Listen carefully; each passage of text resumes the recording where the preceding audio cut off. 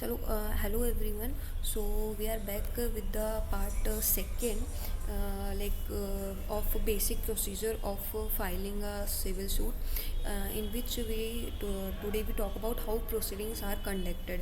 So after the filing all the document and all things, next step is hearing. If one of the first day of hearing the court think that there is merit in the case, it will show a notice to the opposite party and calling upon him to submit their argument on a date fixed by the court.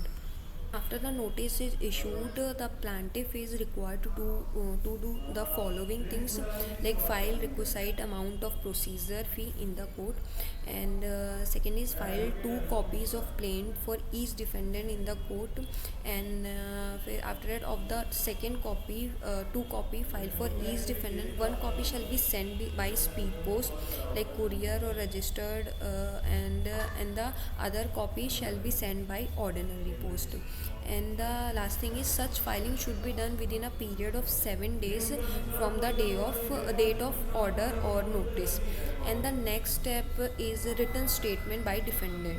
So once the notice has been issued to the defendant, he is required to appear on the date mentioned in the notice or date of hearing.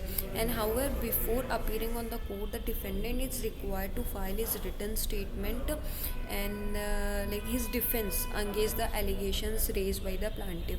And after that, the plaintiff statement should be filed within 30 days. जो time limit है within 30 होगी from the date of service of notice or within such a time as given by the court.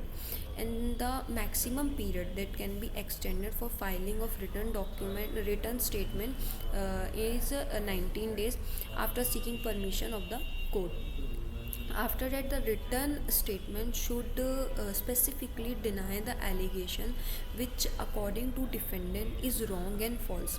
Like वो उन सारी statements को deny करेगा defendant party, and any allegation not specifically denied is deemed to be admitted. कि अगर हमने कोई भी जो उन्होंने allegation लगाया है कोई भी point पे अगर हमने वो deny नहीं किया है, it seems to be like we are admitting that offense or that allegation.